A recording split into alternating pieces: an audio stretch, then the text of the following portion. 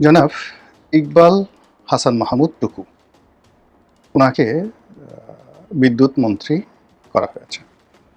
উনি আগের সরকারের বিদ্যুৎ মন্ত্রী ছিলেন যখন হাওয়া ভবন ছিল, এবং সেই সময়টাতে সারা বাংলাদেশে বিদ্যুতের যে ত্রাহি অবস্থা ছিল, সেই ত্রাহি অবস্থার জন্যই মূলত বিএনপির পতন শুরু হয়েছিল। আপনাদের মনে আছে যে এই বিদ্যুতের দাবিতে যে আন্দোলন হয়েছিল, কানসাট আন্দোলন, সেখানে যে হত্যাকাণ্ড, সেই হত্যাকাণ্ডর জের ধরে সেই কানসাট আন্দোলন, পল্লী বিদ্যুৎ আন্দোলনের যে নেতা, তাকে শেখ হাসিনা, তৎকালীন বিরোধী দলীয় নেত্রী, তিনি তার বাসভবনে সুধা সদনে ডেকে এনেছিলেন এবং সম্ভবত পরবর্তীতে মনোনয়ন দিয়েছিলেন। এবং সেখান থেকে যে আন্দোলন বিএনপির বিরুদ্ধে করা হলো, ফলে বিএনপির জন্য অনিবার্যভাবে একটি ১১ এসেছিল। ২০০১ থেকে ২০০৬ পর্যন্ত বিএনপির জন্য ১ নম্বর সমস্যা ছিল বিদ্যুৎ সমস্যা, ২ নম্বর সমস্যা ছিল হাওয়া ভবন খাম্বা 10% কমিশন। এই জিনিসগুলো ছিল ২ নম্বর সমস্যা। যদি ১ নম্বর সমস্যাটা না থাকতো, ২ নম্বর সমস্যাটা হয়তো হতো না। বোঝার চেষ্টা করুন, যখন বিদ্যুৎ সমস্যা হলো এবং বিদ্যুৎ নেই কিন্তু খাম্বা আছে, আবার এই খাম্বার সাথে জড়িত হাওয়া ভবন, ফলে হাওয়া ভবনের উপর যে লোড পড়েছে, এই বা মিস্টার তারেক রহমানের সঙ্গে যে 10% নাম যুক্ত হয়েছে, বিদ্যুতের সমস্যা থাকলে এই বাকি দুটো সমস্যা হতো না। 10% নামটাও আসতো না, আর খাম্বা নামটাও আসতো না। আচ্ছা বলেন তো, বিএনপির জামানাতে যতগুলো খাম্বা তৈরি হয়েছিল, তার চেয়ে ১,০০০ গুণ খাম্বা কি আওয়ামী লীগের জমানাতে তৈরি হয়নি?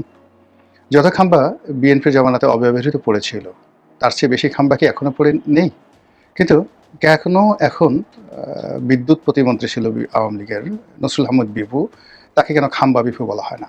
বলেন কেন বলা হয় না? এর কারণটা হলো, মানুষ বিদ্যুতের অভাবটা অনুভব করেনি।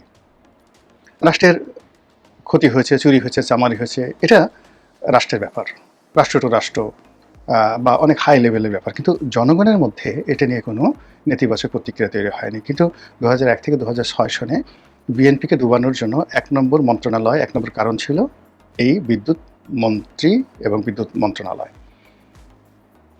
জাতির সৌভাগ্য বা দুর্ভাগ্য, সৌভাগ্য এই অর্থে যে মানুষ ব্যর্থতা থেকে শেখে, আর যেখানে মানুষ পড়ে যায় সেখান থেকেই মানুষ উঠে দাঁড়ায়। সেই অর্থে বিদ্যুৎ মন্ত্রী যিনি এখন হয়েছেন মিস্টার টুকু, তো তার হাত দিয়ে বিএনপির উত্থান হতে পারে। আর দুর্ভাগ্য হলো যে একই ভুল যদি মানুষ বারবার করে, তাহলে প্রকৃতি কখনো ক্ষমা করে না। ২০০১ সনে জনাব ইকবাল হাসান মাহমুদ টুকু সাহেবের যে স্ট্যামিনা ছিল, শক্তি ছিল, তার ১০ ভাগের ১ ভাগও ওনার এখন থাকার কথা নয়। ওনার বয়স হয়েছে। আর সবচেয়ে বড় ব্যাপার হলো, উনি যেন তেন মানুষ নন। উনি ওয়ান্স আপন এ টাইম শেখ কামালের খুব ঘনিষ্ঠ বন্ধু ছিলেন। বাংলাদেশের যে কটি এলিট পরিবার রয়েছে, সেই কটি এলিট পরিবারের তিনি একজন সদস্য। তারপর তার আত্মীয়-স্বজন মোটামুটি সবাই আওয়ামী লীগ করে। শেখ সেলিম তার বিআই, এটা সবাই জানেন। শেখ কামাল বন্ধু, শেখ সেলিম বিআই। এবং বাংলাদেশের ব্যবসায়ী জগতে ৮০-র দশকে যে কটি কোম্পানি খুব ভালো করেছিল, তার মধ্যে ইকবাল হাসান মাহমুদ টুকু সাহেবের কোম্পানি অ্যাপেক্স গ্রুপ, যেটার উনি one of the share holder ছিলেন। উনি বিএনপি করার আগেই ওনার সঙ্গে আমার সম্পর্ক তৈরি হয়েছিল। তো উনি যখন সেই ৮৬-৮৭ সনে ঢাকা চেম্বার ভবনে বসতেন, ঠিক ওই সময়টাতেই তার সাথে আমার ভালো সম্পর্ক। তখন তিনি রাজনীতি করতেন না। তিনি, চট্টগ্রামের জহুর আহমেদ চৌধুরী, এরা সবাই মিলে এই ইউনাইটেডলি অ্যাপেক্স গ্রুপ ছিল, এবং তিনি one of the share holder ছিলেন অ্যাপেক্স গ্রুপের। তখন তাদের একটা টেক্সটাইল মিলে ছিল, সাভার টেক্সটাইল। তখন থেকে আমি টুকু সাহেবকে চিনি, একজন সাংবাদিক হিসাবে জনাব টুকু সাহেবকে আমি তখন থেকে চিনি। এরপরে সেই যখন ২০০১ সন থেকে জাতীয় রাজনীতিতে এলাম, তখন থেকে তাকে রাজনীতিবিদ হিসেবে চিনি।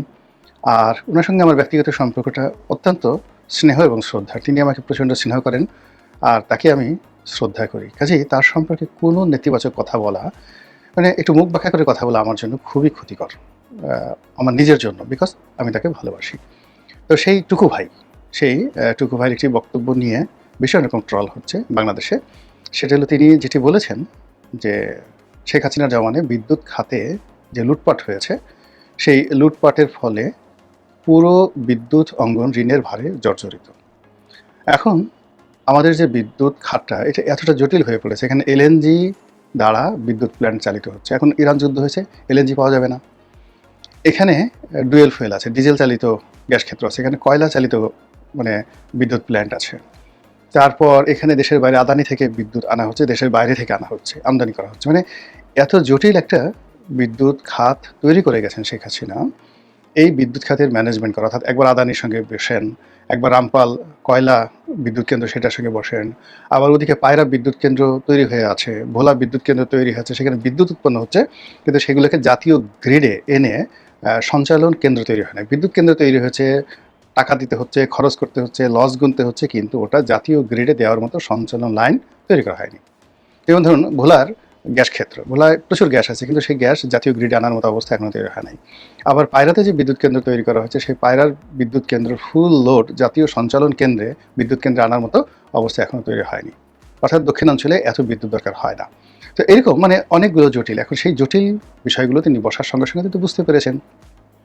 সেই কথাটা বলতে গিয়ে তিনি একটা বেফাস মন্তব্য করে বসেছেন যে লোডশেডিং মানে এই যে ঋণ করে ঘি খাওয়ার চাইতে না খেয়ে থাকা ভালো, আর এখন বিদ্যুৎ নিয়ে আমরা যে সমস্যার মধ্যে আছি, ঋণ নিয়ে যে সমস্যার মধ্যে আছি, এর চাইতে লোডশেডিং ভালো।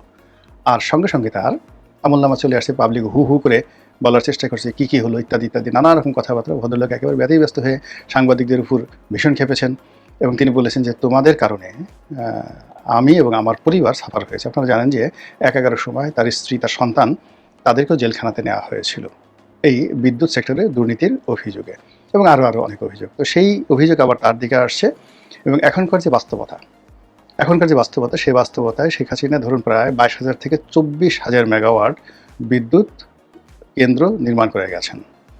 পিক আওয়ারে এই বিদ্যুৎ কেন্দ্রগুলো ১৭ থেকে ১৮,০০০ মেগাওয়াট বিদ্যুৎ উৎপন্ন করতে পারে।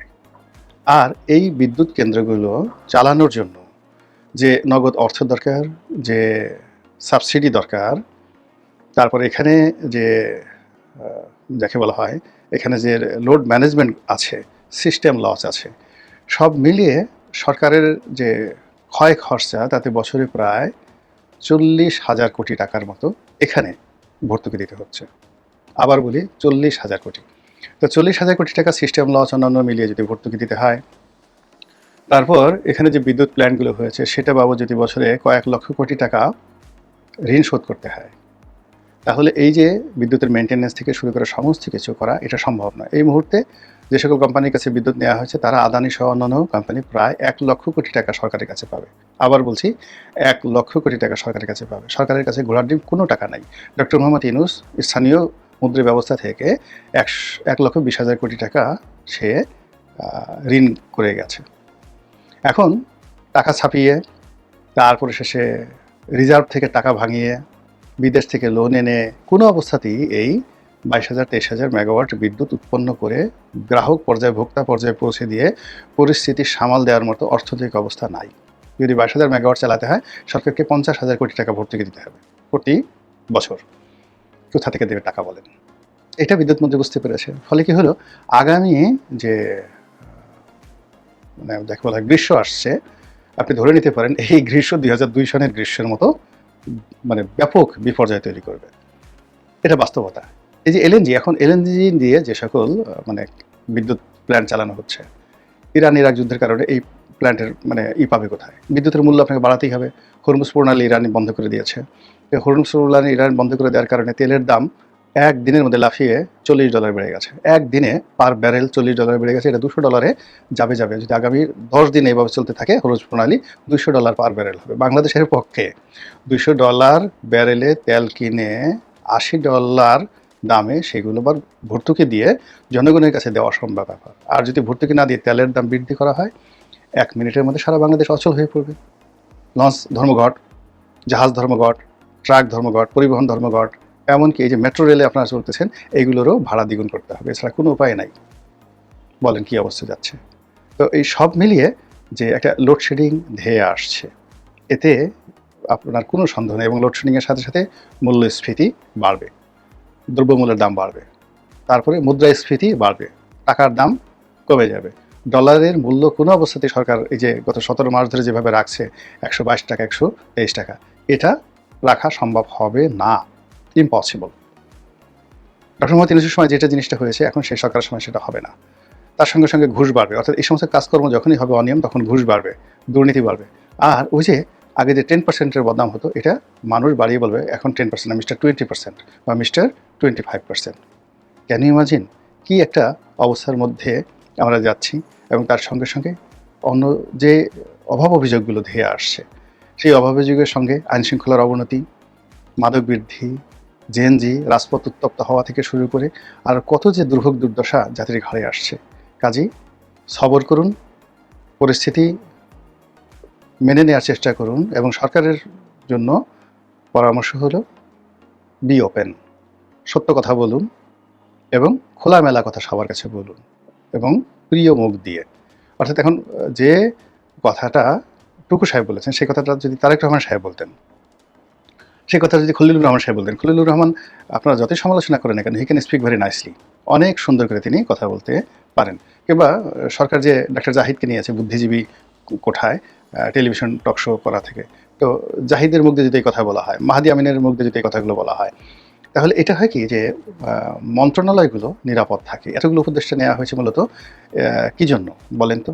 এখন মন্ত্রীকে যদি সরাসরি আপনি সামনের সারিতে ফেলে দেন, সেখানে স্বরাষ্ট্রমন্ত্রী বলেন বা পররাষ্ট্রমন্ত্রী বলেন কিংবা যোগাযোগ মন্ত্রী বলেন, এই যোগাযোগ মন্ত্রী এক কথা বলে কী বিপদের মধ্যে পড়ছে দেখেন। তো সব মিলিয়ে আমার কাছে মনে হচ্ছে যে সামনের যে কঠিন সময়গুলো আসছে, সেই সময়গুলোতে সমন্বয় করাটা খুব জরুরি হয়ে পড়েছে।